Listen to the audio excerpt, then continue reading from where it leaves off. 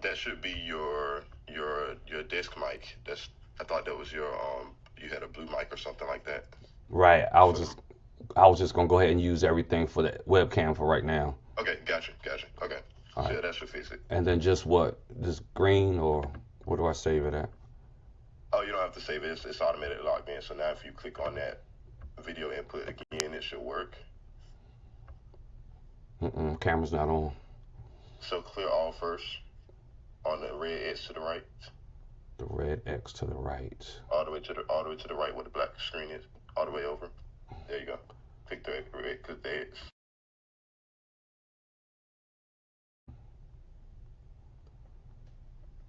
Yeah, your Logitech is not coming through for some reason. Okay.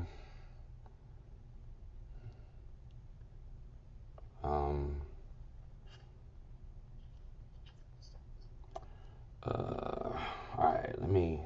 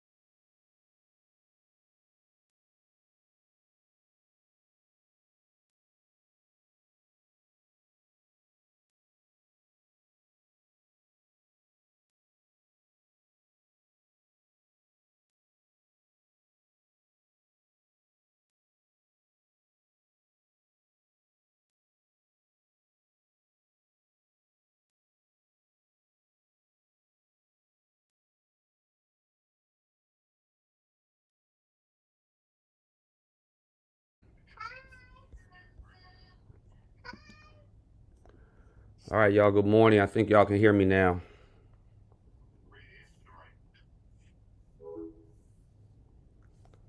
Well, good morning, family. Boy, sorry about that. Let's try this again. Y'all out there?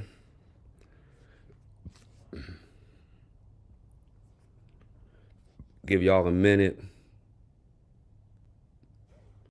Think we're going to be good. I'm going to go ahead and jump on. Hope everybody had a great day.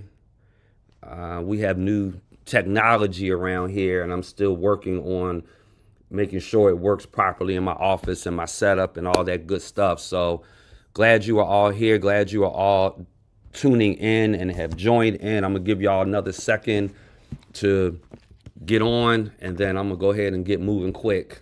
Just want to make sure everybody's good. I got not a real long list, but certainly a couple things that I want to cover with everybody. So welcome to the coffee chat. Grab your preferred beverage, and I'm going to double check with my team that people are hearing everything I'm saying right now, and we're going to go from there. So hope everybody's good today. Let me check my team's stuff, making sure everybody's good out there. Okay. I'm hearing that they're hearing me but not seeing me. So I'm just going to get confirmation that everybody can hear me and see me, and then I'm jumping in. But listen, so the song that I pray, this is Kanye, but it speaks to the mood. So that's why I'm using it. The words, we're going to put on the whole armor of the King so we can stand and fight against the enemy. The weapons will be formed, but they won't succeed because we've already declared the victory. Listen to it.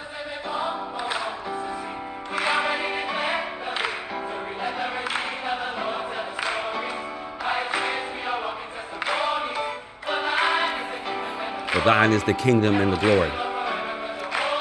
Listen to the lyrics, y'all. For the whole armor of the King. The weapons they may form, but they won't succeed.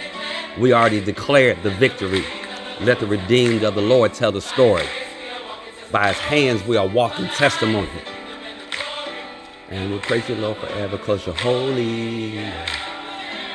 That's the theme of today's coffee chat. Everybody's out there. I'm waiting for my team to tell me y'all can hear me good. Let me say they can see and hear me now. So here's the theme today. Let me turn this down.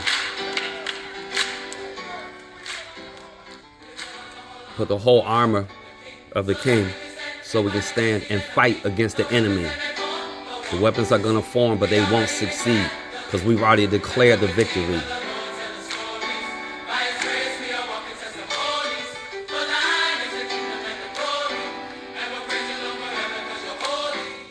So that's my theme today, y'all. My theme is just about fighting and winning. I'm going to stand up and see if y'all can see my church. Can y'all see my shirt? What's it say? This is the theme today. I still believe in the black church. Y'all see it? Y'all see it? So that's the theme today. I still believe in the black church. I want to lift up what the Lord is doing, what he's calling us to do, and then what the next month is going to look like for us. And so I'm glad y'all are all here. Thank you. Welcome. Share this with somebody. Sorry about those first 10 minutes, but we're here now. We're good.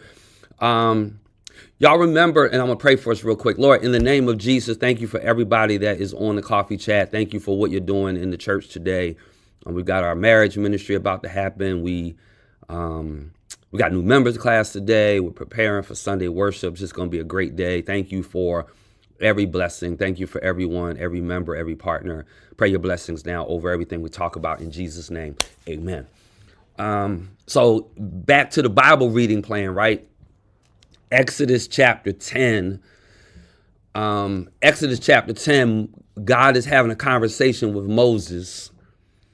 And he says, and that you may tell in the hearing, this was chapter 10, verse 2 of Exodus, that you may tell in the hearing of your son and of your grandson how I have dealt harshly with the Egyptians and what signs I have done among them, that you may know that I am the Lord. So that's where I think God has us, y'all. I think God is like, look, I'm doing something in this season so that one day you can tell your sons and your grandsons, your daughters and your grandchildren, your granddaughters, how I had to deal with the Egyptians, how I had to deal with Pharaoh, and how I had signs and wonders to show that I am the Lord. As I talk to you about what's going on, and for those of you that are new to the coffee chat, and this will go to like 8:50. For those of you that are new to the coffee chat, like I try not to use a lot of pulpit time to deal with like the business affairs of the church. But I also know that we're such a fast moving organization. There's nothing static about us, that it's important to check in on a regular. And so I try to check in on somewhat of a regular to give you my heartbeat and to give you an opportunity to ask questions. There is like a 3 or 4 minute delay because of the platforms we use. And so if you have questions, go ahead and start getting them queued up now, because at the end, if you wait to the end, I'm going to wind up being off air and I'm going to miss your question. Okay. And I did see one in Facebook that I'll address kind of as we move through and start talking about everything. I'm going to do a quick check with my staff and leaders just to make sure we're in a good place. And everybody's saying we can see you, we can hear and see you. So I guess we're good. All right. So the theme is I still believe in the black church. I want y'all to type that in. Type it in. I still believe in the black church. That's the theme of today's coffee chat. I want to remind us, especially since it's Black History Month, I want to remind us of the church and how the church has been the hub of activity, if you will, in the community. It has always been the black church, and I think it continues to be the black church. I mean, just quick history since it's Black History Month. The black churches have what was where there were slave abolition and planned insurrections. This is where black ministers spoke out against slavery in their sermons. This is where we trained orators like, Frederick Douglass. We forget, like, that is a black church movement. So when we do things like have our young people participate in the oratorical contests and the likes, it's because we still believe in being that place where we train young minds, right? During civil rights, it was in black churches that they had meeting spaces. The same way in our church now, you have HBCU alumni groups meeting here. You have Divine Nine meeting here, because the church has always been the meeting place for civil rights work, the meeting place for strategy, the meeting place in terms of how we develop a hub of safety and a hub of services, a meeting place where we sat and formed strategy, a meeting place where we figured out what the struggle was and how we would respond to it, right? And so I still believe in the church. I still believe in the black church. I want you to still believe in it. It was in my brother and my sister live in a historic black community in Pennsylvania called Lamont, right outside of Philadelphia, literally a block outside of Philadelphia. And Lamont was a stop in the Underground Railroad. It was in the black church that we had conversations around what that mapping would look like. It was in the church where we developed anti-lynching campaigns. It was in the church where we began economic boycotts. I'm going to talk about that in a minute and how we're still engaging in that work. It was in the church where people learned how to read. I referenced that in my sermon on Sunday, where we learned how to read and where we learned how to write in the early phases as we were starting schools and universities. And of course, just where there has been a place for social, educational, financial, cultural, political needs have always been met in the black church. And so because of that, my theme for Black History Month Coffee Chat is I still believe in the black church. I still believe in us as a conduit by which God is going to use. As a matter of fact, because the mainstream church, if you will, particularly those that are conservative evangelicals, and generally those are going to be Southern Baptists, they're going to be Assemblies of God, they're going to be conservative Catholics. Those are some of the major denominational groups, because they have chosen a gospel that is not rooted in justice, because they've chosen a gospel that is a gospel of wealth, a gospel of power and of influence and privilege and prestige, and a gospel of gender. Because of that, the salvation, if you will, of America is going to happen through the black church. And I spoke prophetically about this 3 or 4 years ago.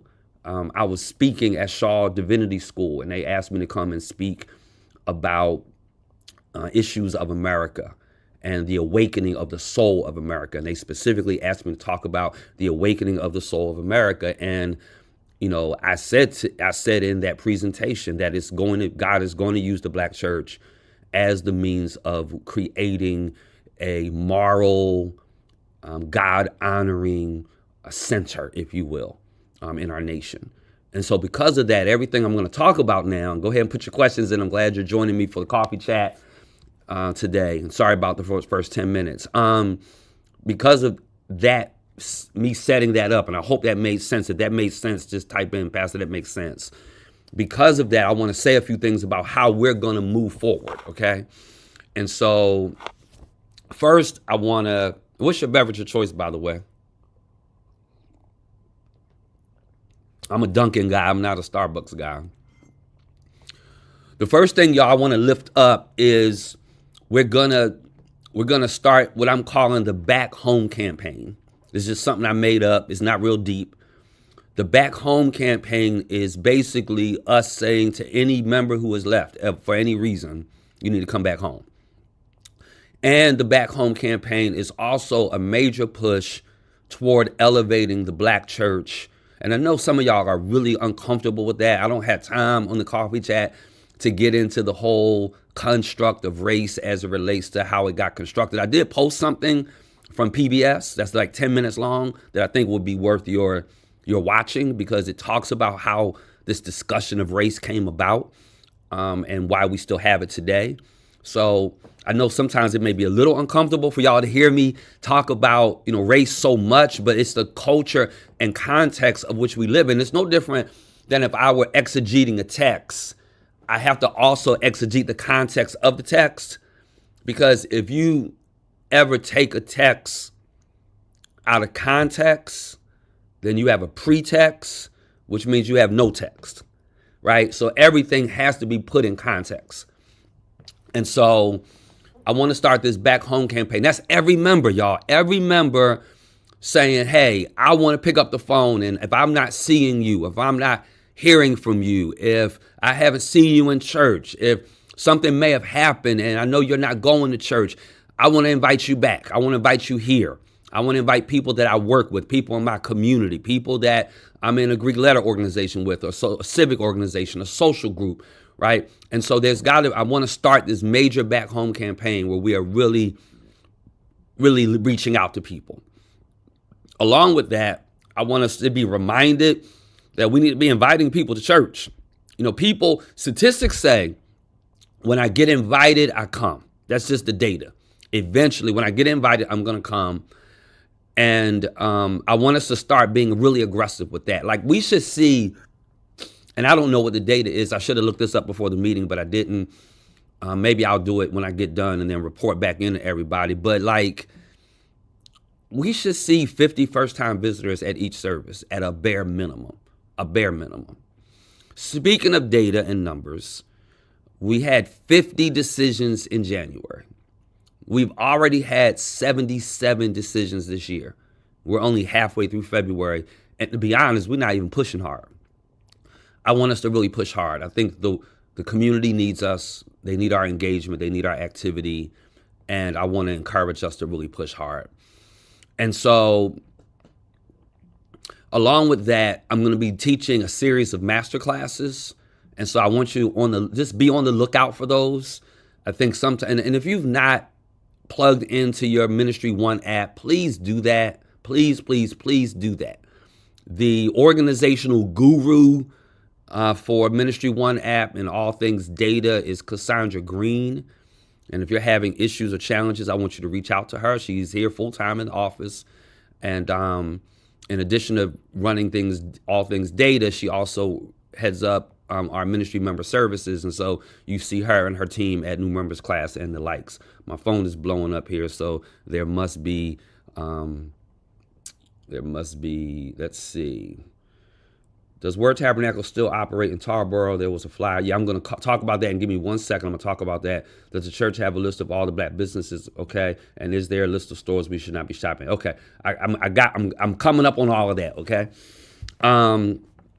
So what I want to share for the rest of our time, I want to break it down between campus activity, censors, and the calendar, and then we'll just close with a thank you. Okay, so that's kind of our agenda. So let me talk a little bit about campus activity. A couple things are happening. First of all, we're full blown on the commissary kitchen project. We are in, some of you all should know, because I've talked about it. We actually have a restaurant license at Word Tabernacle Church at our Word Plaza location. And so we really want to double down on what that looks like. And we want to start serving food on a regular basis. So we have a chef that I have interviewed. She is cooking for us on Tuesday. If we like all things concerning what she's doing, we'll bring her on full time. So not only she's preparing for the school and for staff, but we're making lunch and breakfast available on a paid basis for our members and community. So the ultimate goal on that is going to be the completion of the commissary kitchen, which is this 2,000 plus square foot kitchen that food entrepreneurs, food truck owners, et cetera, will be able to use. Okay. And then that will help grow the restaurant business for the church itself. So that's going on here. We we do need to look at some major capital investments. Examples of that are vans. And then we want to do some work at Impact Point. Well, let me stay at Impact Center location. I have been in touch with the owner of the 2-acre lot behind us that's adjacent to Highway 64, and we are working on site control of that 2-acre lot. For the ultimate goal was always for us to put either a hotel there or like a senior citizen complex. If you can get a glimpse of, I'm gonna tell you exactly what it looks like. When you go down 64 going west, there's a Holiday Inn right on your right side at that Winstead Avenue exit. And you see the Holiday Inn, you drive right by it, right next to Cracker Barrel. So the way that the lot that Holiday Inn is on is exactly the way the lot looks behind our church that's adjacent to Highway 64 on the other side of the stormwater retention pond. So the owner and I have been in communication the last 7 or 8 days. We're figuring out the best approach for us to get site control. I'm asking it to be donated. That may or may not happen. It may be a cost involved with buying it, or it could just be giving us $1 a year lease for 100 years. So whatever it is, we're going to figure it out. The short goal is to get the trees off, level it, bring some dirt in, and make sure we have another 150 parking spaces. So I recognize parking is an issue that's relative to holding the growth back. It won't be wasted money, A, because we need to get people on campus, and we can't get them on campus if we don't have a place for them to park. But B, no matter what we do with that land, whatever we build, it's going to mean clearing it, and it's going to mean bringing in some dirt to get the level up. So that's what's going on here at Impact Center campus. Impact Point campus, we're renewing our lease with the group that is leasing out of there in our warehouse. But we are developing, we want to get back in that building for recreational purposes. So there's going to be a real push to us getting over there as a congregation, being able to play basketball, volleyball, walk around. I mean, we really have to work on our health and recreation. And so to that degree, to that end, we're going to be making those efforts over at the Impact Point location. For those of you that are new, not familiar with Impact Point, that is our Westmount Drive, 9053 and 9041 Westmount Drive. And when you get there, there's a dirt driveway, and you'll see a warehouse. That's where our cemetery is, okay? Speaking of cemetery, we are in the midst of staking it out and creating a very robust system to be able to pre-sell, because many of you have been asking about that. So I've had 3 meetings this year about that already, and know that we are actively working on it. I know it comes up every business meeting, and I just want you to know that I hear you and that I'm working on it, okay? And then I'm still, for those of you just joining us, the coffee chat, and I'm talking about campus activity. We talked about all the activity at Impact Center location, which is our major hub in Rocky Mount. Let me also thank the campus team and our cleaning crew and all of those folk, because the activity has been crazy. I mean, this year we hosted the annual meeting for the NAACP. We hosted Founders Day for the AKAs. I feel like there's another big thing that recently happened. I mean, it's just a hub of activity, and it's awesome.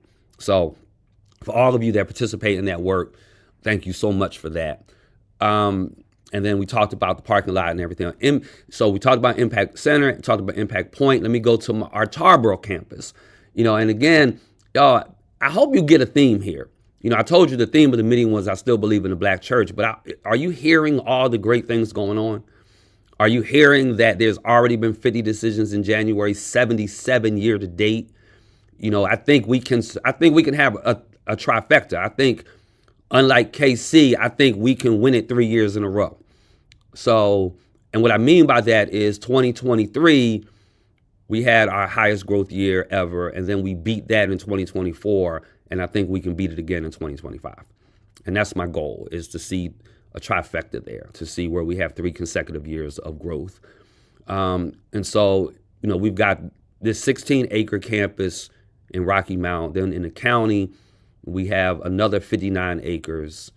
And then we've got 6 acres in Tarboro. And then that doesn't include where the Reach Center is, which is another 1.5 acres or so.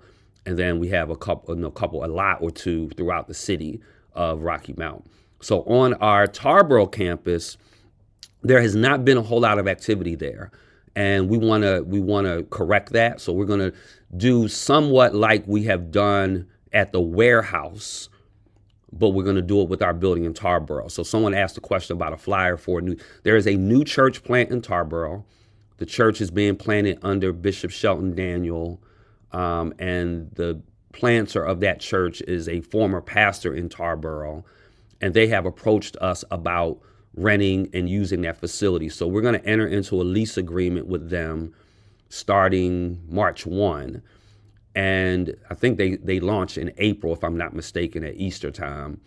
And what will happen is they will have access to the building on Sundays and Thursdays. We will still maintain our Wednesday access for our small groups. And if there are other groups that want to use the building for concerts or funerals, we're still making the building available as an asset. We're not releasing the asset. We're not taking the asset out of our control. But real talk, y'all, I mean, we do have a stewardship responsibility to be a good steward of every resource God has given us.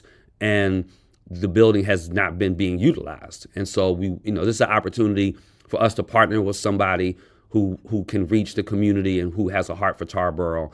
And so to answer the question that was in the chat, there is going to be a church plant out of our building in Tarboro, but Word Tabernacle will retain ownership of the building, and we will continue to host our small groups there. I know that the team in the Thrive City for Tarboro will plan things from time to time for the community, and they've had things where they've had grills out there and they've had different events, and none of that will change, okay? What will change is that the building will have a service going on in it on Sundays and some activity on Thursdays. Let me pause here for a moment, take a look at questions. What I think I'll do is I'll wait and go through the questions at the very end. So keep posting your questions. So that's all of our campus activity. Any questions about the campus activity, go ahead and put it in the chat. I'll take a look at it. Let me shift gears. Let me go to our centers. As you know, our church is designed based on centers. So we have C3 Success and Faith and Family and Health and Wellness and Community and Capacity, Media and Broadcast, etc., Performing Arts and Worship. Let me say a couple things. I want us digging deeper than ever before on our small groups or affinity groups. I think sometimes people get nervous by small groups, but even affinity groups, right? Motorcyclists coming together, RV people coming together, Divine Nine coming together, Masons coming together, retirees coming together. Like, I would love to see a young retiree group and then a regular retiree group that's regularly reading a book or whatever the case is in various places. And so I just want to really encourage our engagement in small groups at a different level. We have the marriage roundtable this morning. If you're on here and you're married, start getting dressed while you listening to me and shoot on out to the church real quick. I think they started 8:45 for breakfast, 9 o'clock for their meeting. One of the things that we're doing on the center side, this is for C3 Success. There's been a lot of discussion. I'm not going to get into a whole lot of politics on this call, but there's been a lot of discussion about all these executive orders that the current president is signing. Family, I just want you to be reminded that, we get to have our own executive orders. And so as senior pastor, I'm also writing executive orders. And one of my pastoral executive orders is we're going to be establishing a banned book library. As you know, or may not know, there are books in different states that have been a staple in our community that are now banned, that they can't be read in schools. They cannot be a part of the curriculum. I'm talking like Native Son by Richard Wright. I'm talking like Alice Walker's The Color Purple. I'm talking about James Baldwin's Go Tell It on the Mountain. Talking about Toni Morrison's Beloved. And so I've given an order to establish a banned book library here at the church. We're going to have to figure out where we're going to put it because we're already out of space. But I want to make sure that we are honoring our history, honoring our culture. And I want to make sure that we are not victims and that even though the weapons can be formed, they won't succeed to the lyrics of that song because we've already got the victory. So we're going to declare the victory. So I really want to encourage you to participate fully with our centers. A lot of great things going on with our young people. A lot of good things are going to be going on this year around really helping people get to a healthy place. Really great start with community and capacity and the work that we're doing in the community that I really pray can become catalytic system level change work. There's also going to be a major push around East City and Thrive Cities. And so we're developing new space for them here at the church, new cameras for them, screens. One of my goals is to really increase the number of partners. And so we're trying to figure out a way that we can have a great partner push. And that's probably a good way to say this. Like, we're in that push mode. I think on the Eagles, well, they call it two different things. They call it tush push, where they get right up on the line. And man, they stay on their feet though. They keep their feet moving and they're pushing in. And like, that's where the brotherly love shove. That's where we have to be. We're in push mode. We are in push mode, y'all. And I want us to grab deep and I want us to push in because God is doing some amazing stuff. So just be mindful, be prayerful about all the work going on in our centers. And so the other thing is, let me just talk briefly about calendar. I only have, looks like 8 minutes left. So let me just talk about calendar. March 5th is Ash Wednesday. Let me go back. February. It's still February. Tomorrow, denim and white. Wear some jeans, white shirt, white blouse, white turtleneck, whatever. That is our Heritage Month dress for Third Sunday. It represents our alignment with blue collar workers, our alignment from the movement of working with sharecroppers and farmers. And so, our alignment with people that are not highly compensated people in our community, people that work in retail and hospitality. And it's just our alignment with working class people, okay? That we can't just care about white collar folk, that we need to care about blue collar or no collars. So that's why we're wearing denim tomorrow. And then, of course, fourth Sunday is Heritage Sunday, where we're wearing our traditional African garb, okay? Now, puts us into March. Crazy busy March. Crazy busy. March 5th is Ash Wednesday. There will be a service at 12 noon. We'll be imposing ashes. I'll be preaching. And then March 8th is a Saturday. That's our prayer conference from 9 a.m. to noon. That is an annual event for those of you that don't know. We take prayer seriously in our church, and we have a prayer conference every year. So I want to encourage you about that. The next day, the 9th, Dr. Robert Smith, a preaching professor from Beeson Divinity School at Sanford University in Birmingham, is going to be with us. He'll actually join us that Saturday for an informal meeting, but then he'll be preaching at 8 and 10 on Sunday. On the 11th, which is a Tuesday, Dr. DeForest Sares will be leading us during our normal Bible study time. I'm calling it Conversations on Deeds, Deposits, and Dividends. Conversations on Deeds, Deposits, and Dividends, where he's really leading us in a conversation about economic equity, around developing multiple income streams, around how we support the businesses that support us and how we don't support the businesses that don't support us. And I know that was a question that came up in the chat. We will be putting that list out of businesses that we should be supporting. We are developing on our website a place for Black businesses where you can just say, hey, there'll be a basic form they can fill out just indicating that they are. It won't be an endorsement from us, but we want to be able to find a place where there's a clean list there, okay? let me see. So the four stories will remain over on Wednesday, March 12th. There'll be a special noonday service. So we have two 12 noon services back to back. March 5th, Ash Wednesday, March 12th is the actual 20th year anniversary of the church.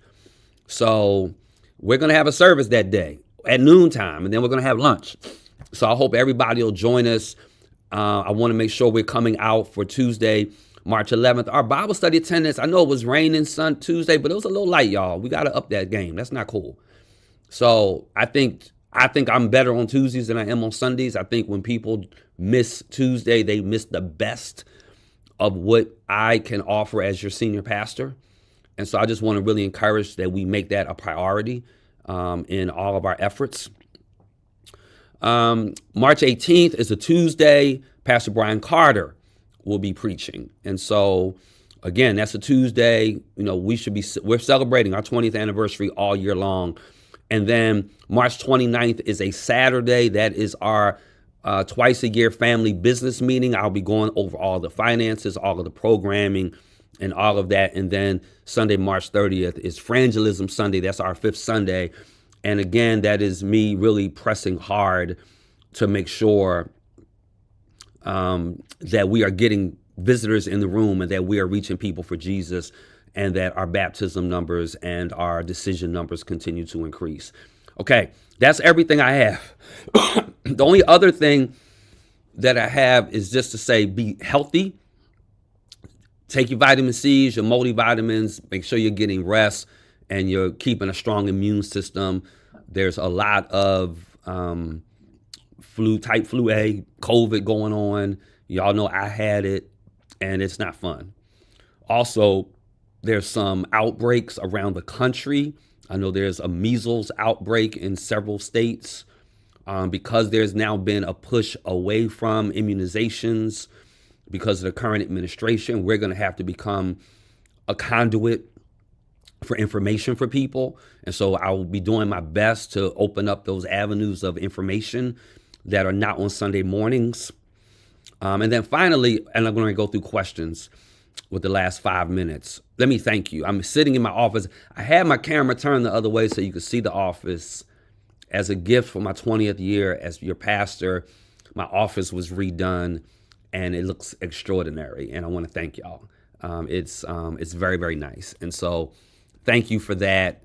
I don't take it lightly. And I know it's the faithfulness of your giving that we're able to do stuff like that. So thank you very, very much for that love. Okay, let's go through questions real quick. Does WTC, I'm just going to go straight down in the order that they've sent them to me, okay?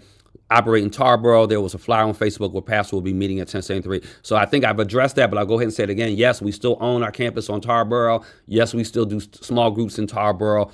And yes, we are making the building available for a church plant so that they can reach Tarboro. Does the church have a list of the black businesses in Rocky Mount area? Not yet, but it is in motion, okay? We are working on that. Our black church is required to complete something like E4 conference in the process of establishing a church.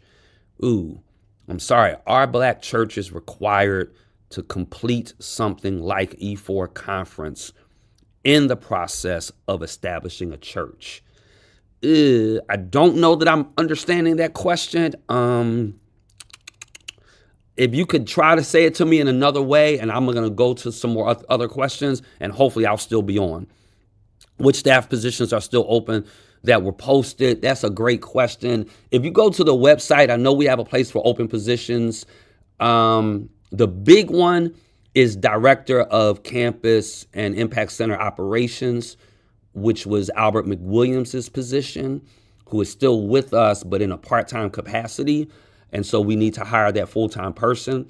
That is big, big, big. That's like senior level big. Our chef position is still open, but I think we may be filling that because we have some really good candidates. And I think we have a candidate for like a part-time admin person, but I think everything else is filled, I think. So hopefully that answers. Are there any work? Let me see. Are there any work from home positions available? I live in New Jersey. That is a great question. Maybe. It really depends on your skill set. So as an example, I really think we have some unique opportunities around grants. And so like if we could find a really, really great grant writer, understood federal grants, understood state level stuff, understood how philanthropy worked, and they were in another state, I think they could potentially do that work in another state. What I will say is that as we look at developing out our partnership model, and as we really look at developing out eCity and teasing that out and how partnerships grow, I do think that there could potentially be some opportunities with people in other states. And so stay tuned and see how we grow. At a bare minimum, though, we can certainly get you plugged in from a ministry perspective, okay? We're always looking for moderators for our different outlets and et cetera. And so Pastor Rhonda, who heads up our eCity campus, will be a great contact for that. Do we have a master planning document that you can share with us so we understand the longer term capital planning? Great question. We don't have one yet, but I can tell you that when we began our strategic planning process the end of last year, it's something we began working on. And so I expect by the end of summer, there will be one ready to go that will expand through 2030. Okay. Wonderful question. And I appreciate that question. Let me see. Do you have it where people can call in for prayer? I would like to be a part of that. We do regular prayer meeting. We do prayer. It's on the calendar. If Pastor Stephanie is listening to this, she can go ahead and provide the links that are available. But I do know that at every Monday at 12 noon, you just go right on YouTube and we're praying. And then there are other times throughout the week that we're praying as well. So those opportunities are available, okay? Are you still going to renovate the house beside Reach? Another great question. So this is the issue of highest and best use. We're trying to have experts help us determine what's the highest and best use of that real estate. And what I mean by that is because it is zoned in a commercial space and not residential, is it of better use for us, for example? And I'm not saying we do this, I'm just giving you the example. Do we knock it down and put up, a 3-story apartment complex for lower income people? Or do we just renovate it and use it as is? So what I don't want to do is spend the money twice, and that's been the hesitancy. It's us really figuring out what is the highest and best use. So I'll give you another example. You can buy like a prefabricated 600-700 square foot property that already has electric and plumbing, not finished out, but all you need to do is connect to it as an example, right? And I've been looking at that land over there. I'm like, man, if we leveled everything, could we put 5 houses right there? Could we do it? Is that possible? I don't know. So the hesitancy is just us not wanting to waste the resource. And so hang in there. If you have ideas, please, please, please share them with me. But that is what's going on with the house beside Reach, okay? Let me see. Where are we? A lot of questions today. I really appreciate y'all. Here we go. How can we be active in Black civil events when we live outside of the area of Rocky Mount? We live in Kernersville, North Carolina. We want to be involved and active. The Jenkins. Thank you for that. Listen, through our area, the Office of Civic Engagement, if you will, our Civic Engagement Toolkit actually sits now in the office of the senior pastor. That's one of the projects I personally am taking on. And so I am looking at getting some volunteers, maybe even a full-time paid staff person in the future on how we develop out and tease out that work, not just in Rocky Mount, but everywhere. So keep in mind, you're in Kernersville, know who your state rep is, know who your state senator is, know who your city council person is, your school board representative, your county commissioner. So all of those things still are germane. They're all relevant. So I want to encourage you to start off with that basic information. And then I will be starting back with in black and white. We're not calling it in black and white anymore. It's just going to be called the James Gailliard Show. But I'm starting back with that in March. It's taking a little bit longer for me to get everything I've needed in place for the studio. I just ordered the wall stuff this past week, and once all that is up, I'll be ready to go. And so, and as I start launching that show, the public policy things I'm talking about, or relaunching, I should say, all of that stuff you'll be able to apply to your life in Kernersville. So just get the low-hanging fruit, and then we'll be developing systems where people, not just in North Carolina, but around the country, can participate. Are we still looking for a Hispanic pastor? We are. So that ball has been in with Pastor Kyle, but we are still in need of and desiring to have a Hispanic pastor. So if you know of a quality person that would like to have a conversation, please have him call Pastor Kyle, email him, kyle.johnson@wordtab.net, call the church, because we love to have that conversation. Do we have a master plan? That was from Kimberly Reese, so I think I responded to that. What about the shelter for the homeless, and are there any work from home positions? So, our work in terms of the shelter has basically been on white flag nights when the temperatures have dropped down really low.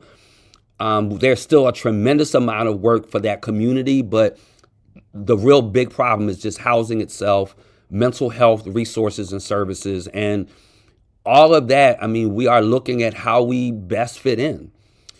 And when I say how we best fit in, because there's gaps we're going to have to fill now as the people of faith, because those federal programs and those state level programs may not be available. What about doing more widows and widowers and provide a budget for the elders, from Joyce Scriven? Actually, there is an elders budget. Well, Joyce, you're probably asking about elders as in the older members of our church, not our formal elders, not our board of elders, I'm guessing. So there is budgeted money, though, in those areas. And what I would say is, Joyce, would you be willing to, with 2 or 3 other people, to form a widow and widowers subcommittee or committee, work with Pastor Stephanie, so that we can best support that group? I can tell you it's absolutely my heart to do. We need to understand what the needs are and how we best meet those needs. So what I would recommend, and I'm going to ask Pastor Stephanie to just go ahead and get with you.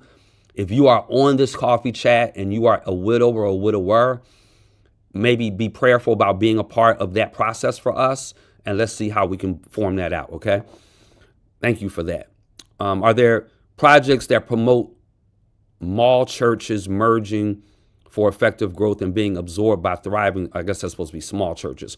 Are there projects that promote small churches merging for effective growth and being absorbed by thriving churches to bring numbers and growth to fuel the power? That is I don't know whose question that is, but you are on it. Listen, I have been advocating this for 10 years.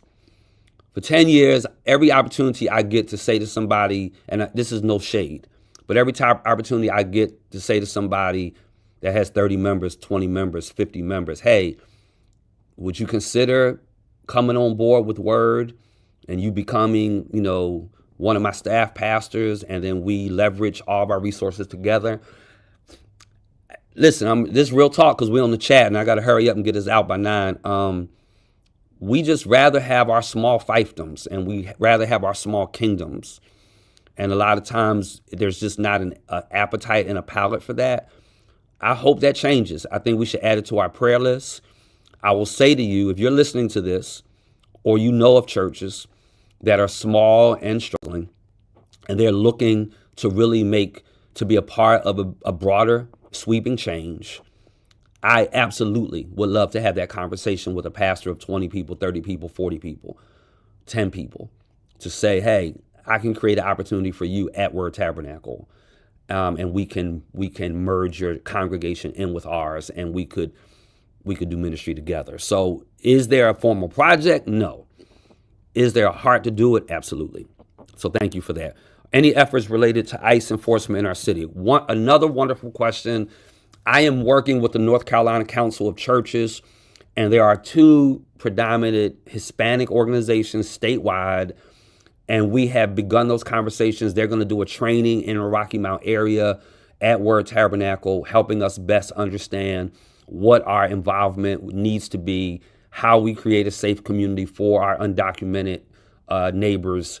And if you have neighbors or family that are undocumented, please let Step Pastor Trishanda know so that we can begin developing a format and a process and a list to best help that group of people. And so we are working on the ICE side of things.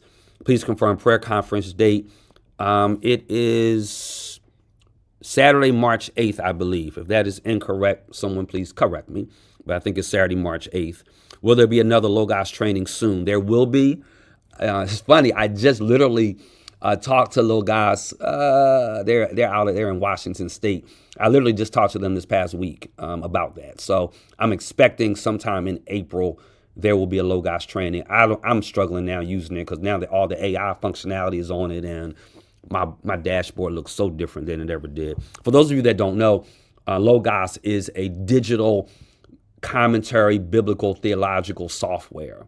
So all of my books that I do, my sermon preparation, Bible study preparation, are digitized. And that platform of the digitization of all of these resources is called Logos, Logos. And I've been an active user for 12, 15 years. FYI, I include a link to Logos resources for training resources in the chat. Okay, I think I've covered everything. I hope I did. And let me thank y'all. Can't wait to see you at church on Sunday. I think I've got a great word. I'm excited to release it. Thank you all for your faithfulness. Thank you for all the things that you do to make Word Tabernacle go and grow. And I am grateful for the engagement. I see people like Kimberly Reese that is outside of the Atlanta area, as an example, that's plugged in and asking questions. And so that is such a blessing for me to see. So I love y'all. And I'll see you at church at 8 o'clock. And we're going to have a great week. See you.